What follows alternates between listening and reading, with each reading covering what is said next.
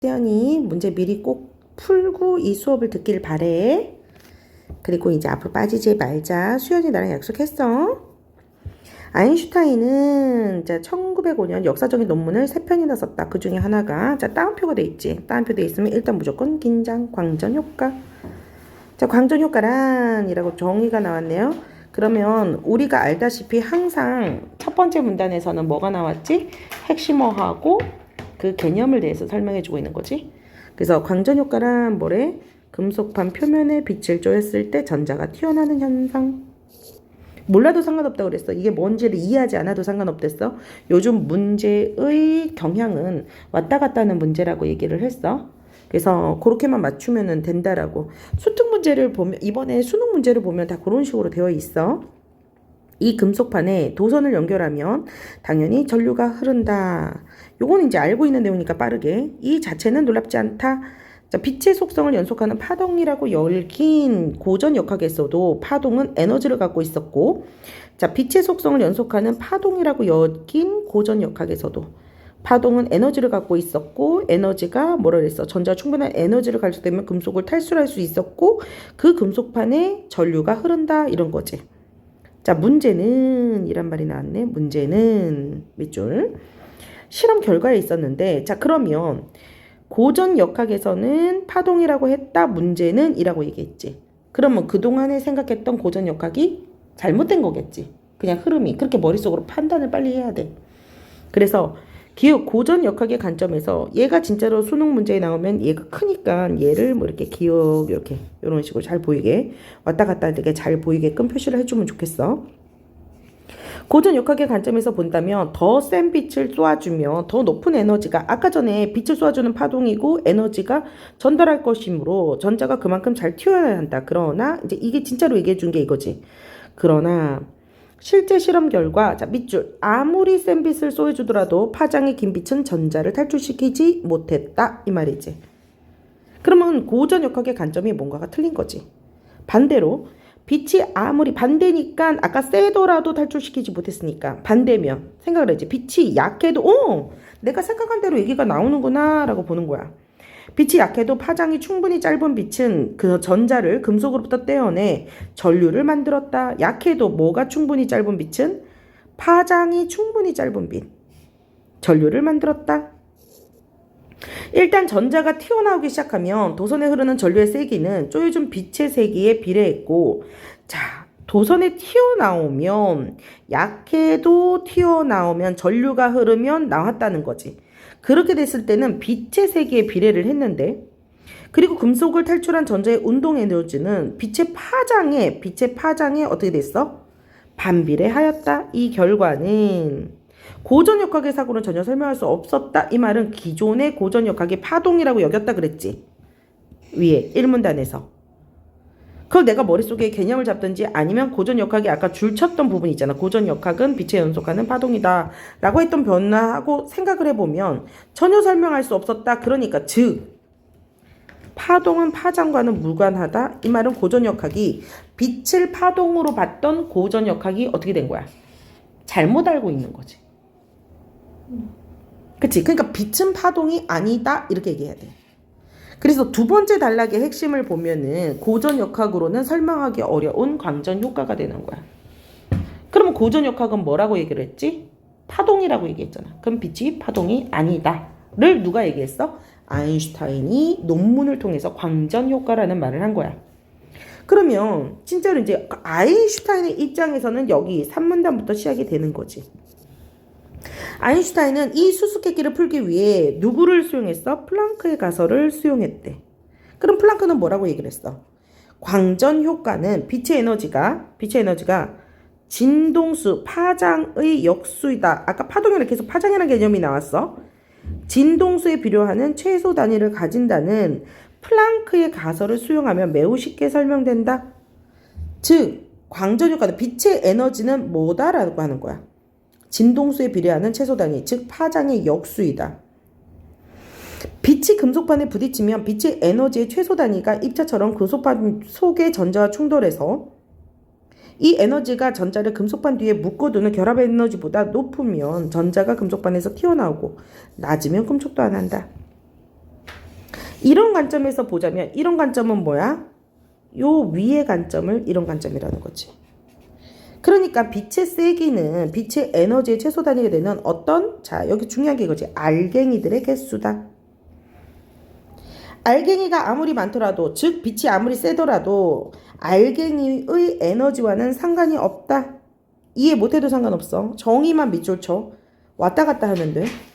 그래서 플랑크의 가설에 따르면 빛의 에너지는 진동수에 비례한다. 진동수에 비례한다. 아까도 진동수란 얘기가 나왔지. 즉 파장이라는 거지.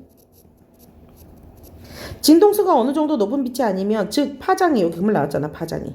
내가 예측을 했는데 여기서 예측이 나왔잖아. 그치? 그러니까 그냥 빠르게 이렇게 파장이 이렇게 들어가는 거야. 근데 내가 예측을 못했다고 해도, 방금 선생님이 파장이 이런 거를, 이 부분을 예측을 못했다고 하더라도, 이 파장이란 부분 예측 못했다 하더라도 여기 즉 파장이, 여기서 이해를 해도 돼. 즉 파장이 어느 정도 짧은 빛이 아니면 달걀을 아무리 많이 던져도 바위가 끄떡없는 것처럼 금속판에서 전자를 떼어낼 수 없다. 그러나 빛의 세기가 커지면 뭐가 커진다는 거야? 알갱이 개수가 많아지니까 더 많은 전자를 탈출시킬 수 있었다. 그러니까 즉 파장이 적당히 짧아서 광전 효과를 일으키는 빛이라면 세기가 커짐에 따라 더 많은 전자를 금속판에 탈출시킬 수 있으므로 더 많은 전류를 만들 수 있다. 가정 하나만 바꿨다 이 말은 뭐야? 파동이 아니라 파장이다 라는 가정만 바꿨더니 광전 효과가 적당히 짧아도 뭐 할 수 있는, 전류를 만들 수 있다라는 결과가 설명이 됐다는 거지. 짧더라도. 그래서 아인슈타인은 결론이 나오네요. 플랑크의 에너지 최소 단위를 부른 이 알갱이에 무슨 이름을 넣었어? 빛의 양자라는, 광양자라는 이름을 붙였어. 그래서 빛을 뭐라고 얘기하는, 결론을 짓네. 입자의 덩어리라고 생각하는 양자론 혁명. 그래서 광전효과 설명을 광양자 가설이라고 불렀다. 그러니까 에너지의 최소 단위고 빛을 불연속적인 입자의 덩어리라고 파악했다 그랬어. 그러면 위클의 내용과 일치하지 않는 것은 이라고 그랬어. 내가 확실한 답을 찾는 방법도 있고 아닌 거를 제껴가면서 답으로 가는 방법도 있어. 그래서 고전효과는 광전효과를 완벽하게 설명하지 못했다. 오, 아까 있었죠. 아인슈타인은 플랑크의 가설 광전효과를 설명했다. 오, 기억나지? 플랑크는 빛의 에너지가 아까 진동이라 그랬잖아. 그치? 진동수에 됐다. 고전역학에서는 빛의 에너지가 빛의 파장이라 그랬어요? 파동이라 그랬어요? 아까 위에 뭐라 그랬어? 이게 기억이 안 나면 빨리 넘어와도 돼. 아까 맨 앞에 나왔잖아. 여기. 그러니까 이 단락이 무엇을 얘기하는지, 고전역학이 어디 나왔는지 1, 2문단에 나왔잖아.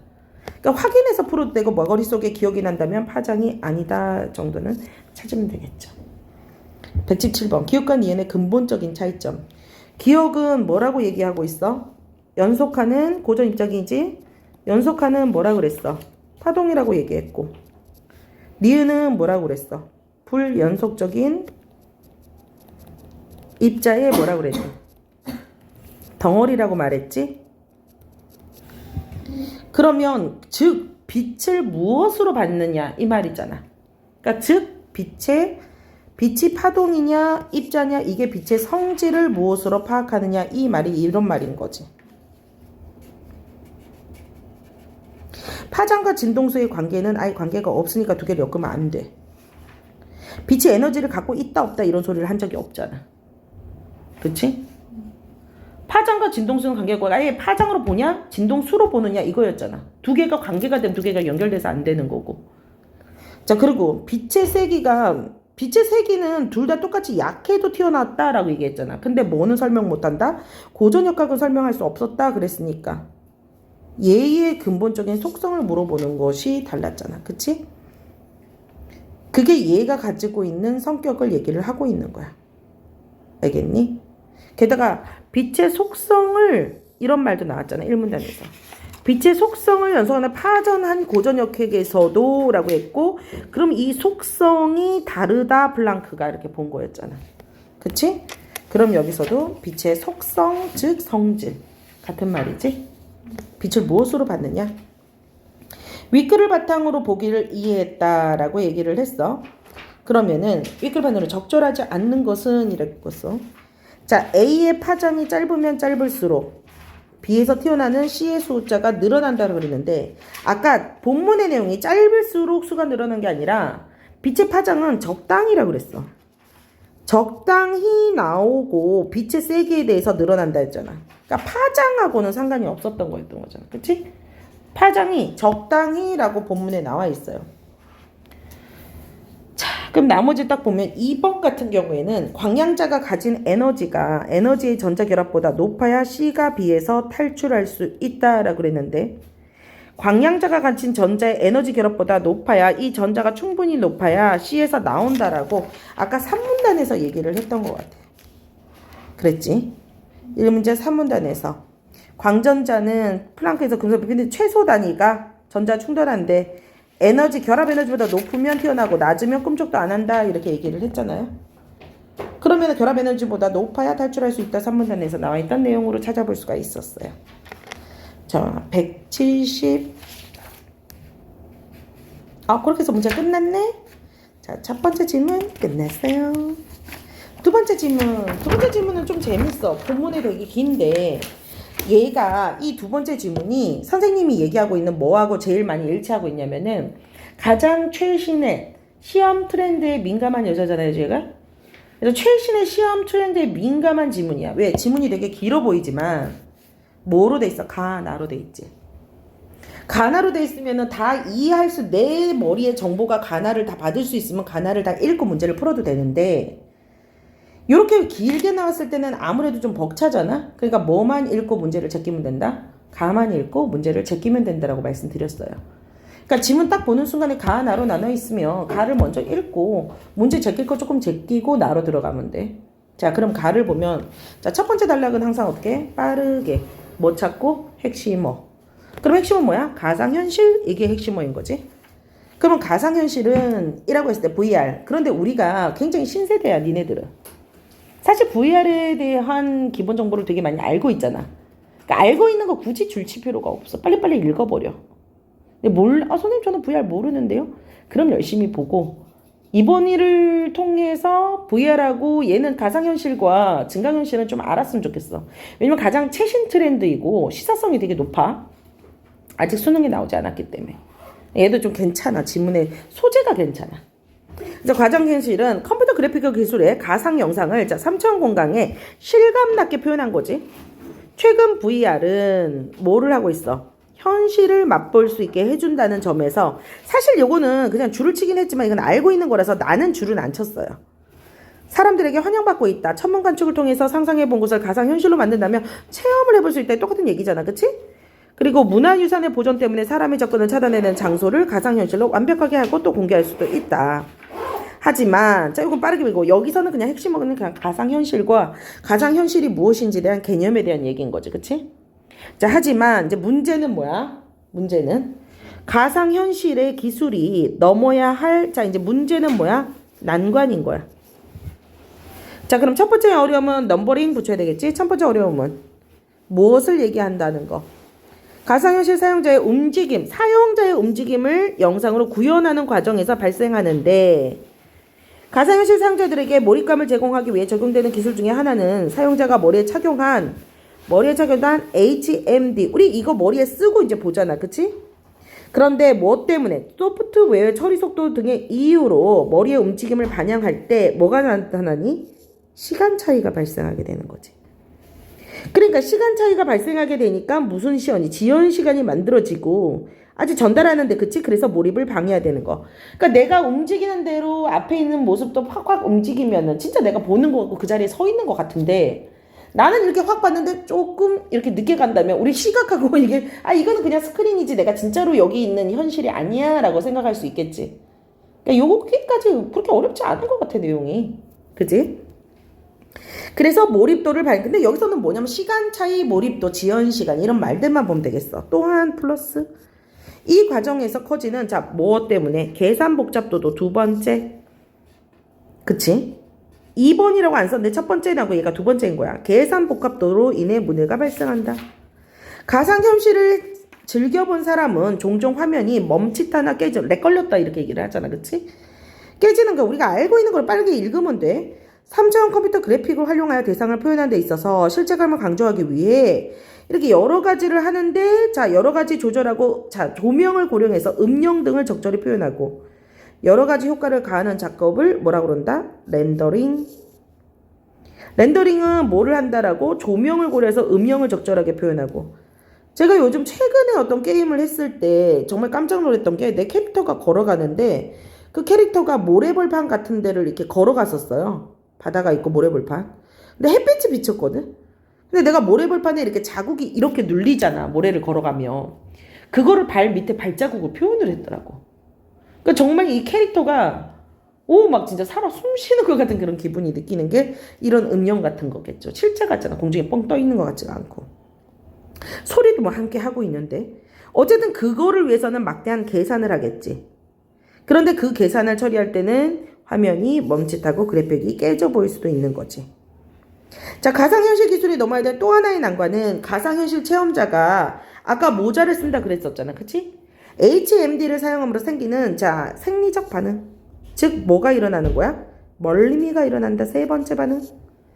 멀미는 가상현실 기기 사용 시 가장 흔하게 나타나는 부작용인데 이를 일반적으로 눈으로 들어오는 시각 정보와 귀 속의 전정기가 느껴지는 감각 정보가 불일치한 데 발생한다.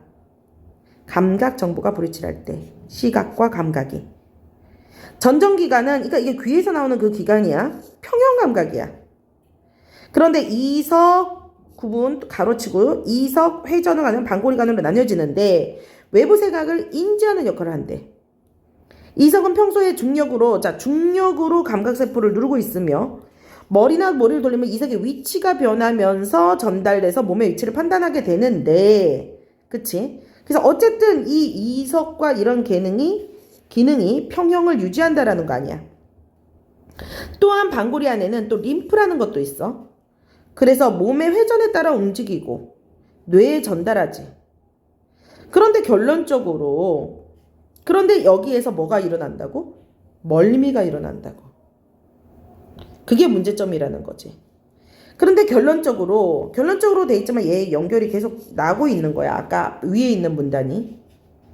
가상현실의 배경에 움직임이 있을 때 사람은 스스로 움직이는 듯한 착각을 경험하는데 그런데 뭘 했어? 옆에가 움직이면서 내가 움직인다고 생각을 하는 거잖아. 그치? 그러나 여기가 중요한 거지. 이 그러나가 이 앞에 있는 문단을 받아주는 거야. 그러나 우리의 몸은 어때? 가만히 있잖아. 눈을 통해서는 움직이는데 두뇌는 모순이 되니까 뇌의 경고시원을 멀미나 두통으로써 현실과 다른 멀미하면 두통, 동그라미 같은 얘기잖아. 그치? 그래서 3문단하고 4문단은 같이 연결이 되는 거야. 문단이 나눠져 있지만. 얘는 멀미가 생기는 것에 대한 원인을 설명을 해주고 과정을 설명해주고 과정을 설명해주는 거지. 그래서 이런 결과가 나온다 이렇게 표현했잖아. 자, 나를 읽기 전에 문제를 푸는 건 뭐냐면 가가 지금 충분히 내용 속에 머릿속에 들어왔지. 가나를 통해 답할 수 있는 질문이 아닌 것은 가상현실과 증강현실의 개념은 무엇인가? 이건 지금 대답 못해.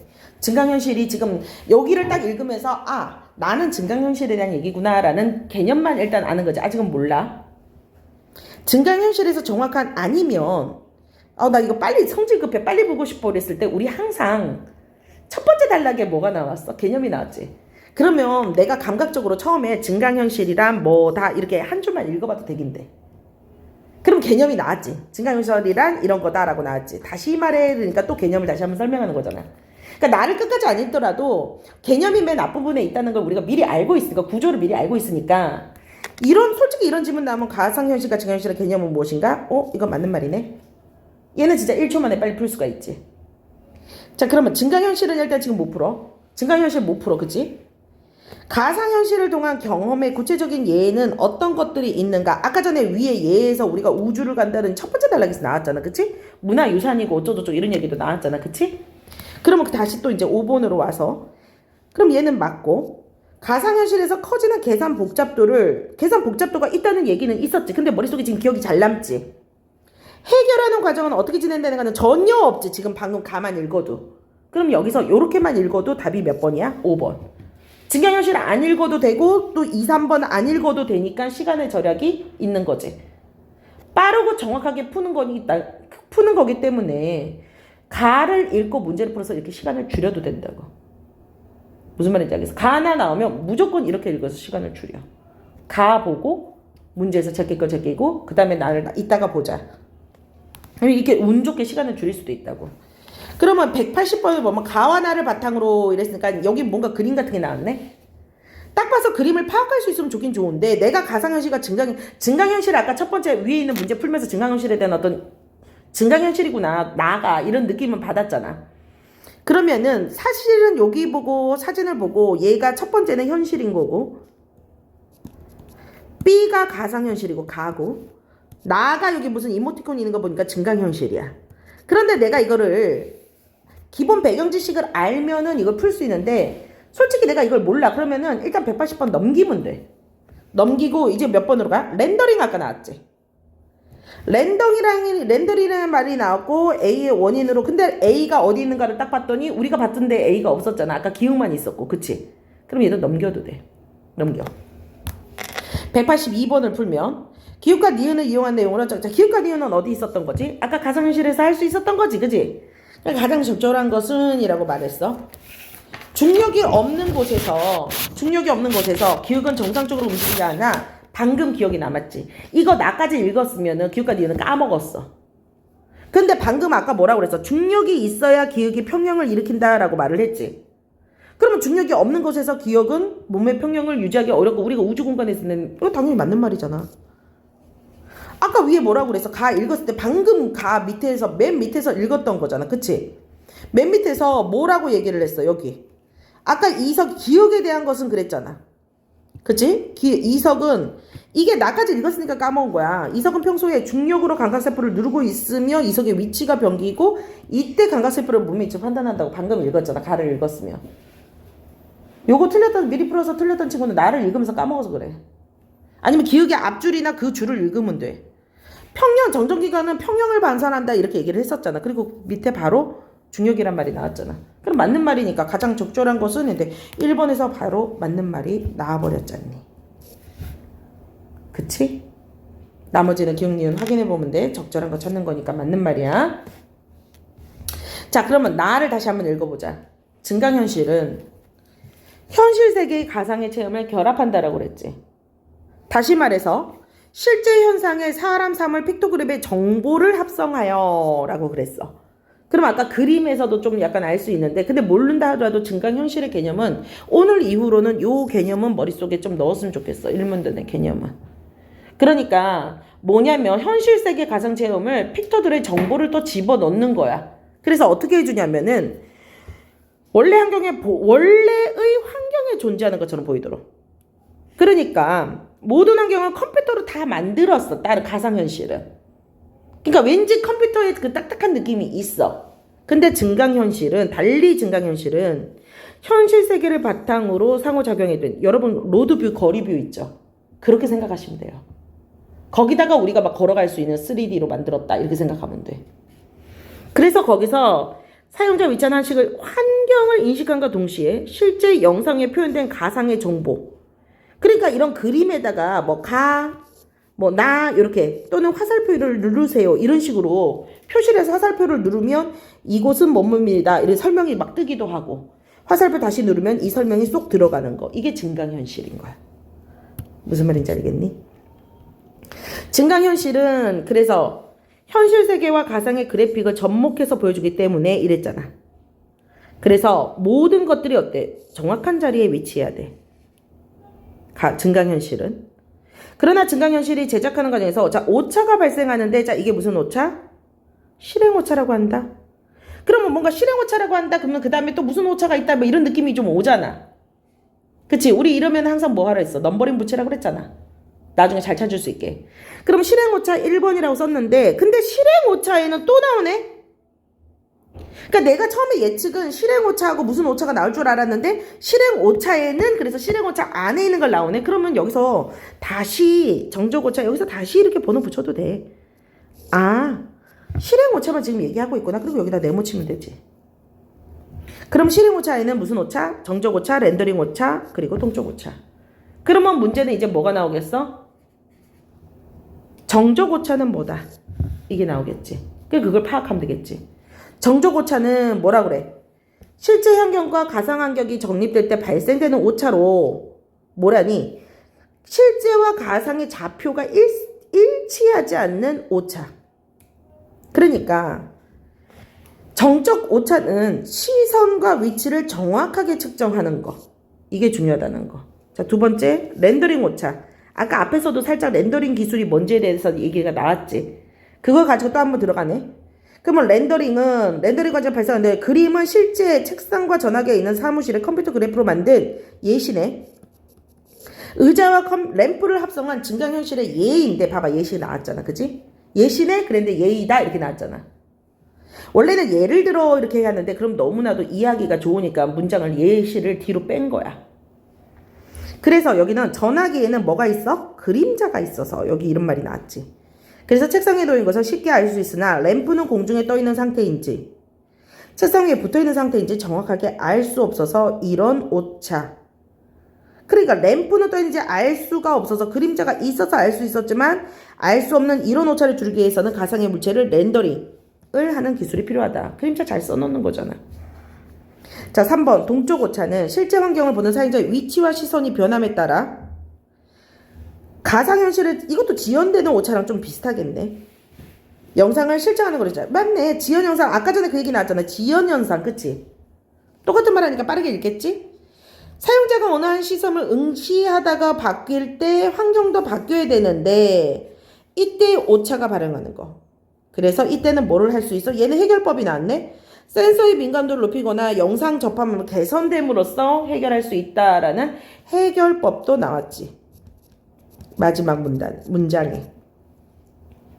그치? 그래서 동그라미 잘 쳤네요. 시간 지연이 나왔고 오차 문제는 이게 해결법.